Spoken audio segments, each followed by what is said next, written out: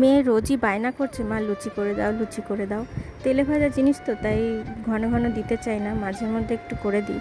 তো এবার অনেক দিন গ্যাপ হয়ে গেছে, তো এবার ফাইনালি লুচি করতে চলেই আসলাম ওর বায়নাটা মেটাতে। তো জন্মদিনের দিন দেখো ঠাকুরের বাসনপত্রের মধ্যেই লুচি ঘুগনি সবই করবো, দেখতে পাবে।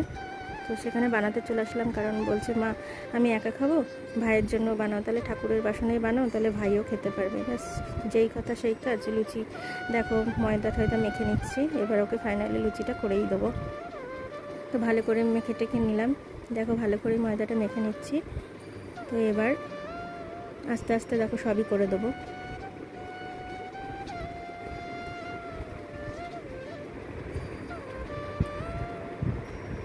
তোমাদের এই মিনি ব্লগটা কেমন লাগছে একটু জানিও, তাহলে আমি বুঝতে পারবো তোমাদের ভিডিওটা কেমন লাগছে। একটু কমেন্ট করো প্লিজ।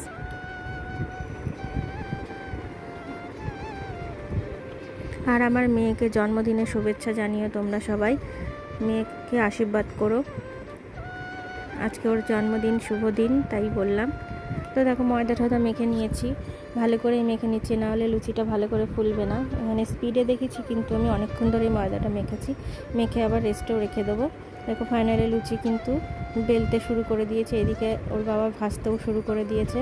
তো দেখো ঝটপটি হয়ে গেল। এইবার দেখো ঘুগনিটাও ফুটে গেছে। এটা হচ্ছে চানা মশলা লুচি আর পায়েসই করেছিলাম, আর বেশি কিছু করিনি। তো এবার দেখো এই পর্যন্তই কিন্তু ভিডিওটা, বেশি লং করলাম না, যেহেতু মিনি ভিডিও। তোমাদের কেমন লাগলো এটা জানিও। Tata, bye bye.